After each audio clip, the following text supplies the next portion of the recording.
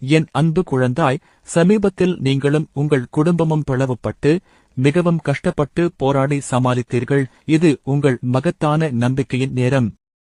நீங்கள் வேலை செய்யும் இடத்தில் மிகவும் கஷ்டப்படுகிறீர்கள். என் அன்பு குழந்தையே, என் நாமத்தினாலே நீங்கள் சற்று ஓய்வெடுங்கள். உன்னை உயர்த்தவே நான் இருக்கிறேன். எந்த மோசமான சூழ்நிலைகளையும் நான் மாற்றுவேன். பயப்படாதே, நான் உன்னுடன் இருக்கிறேன்.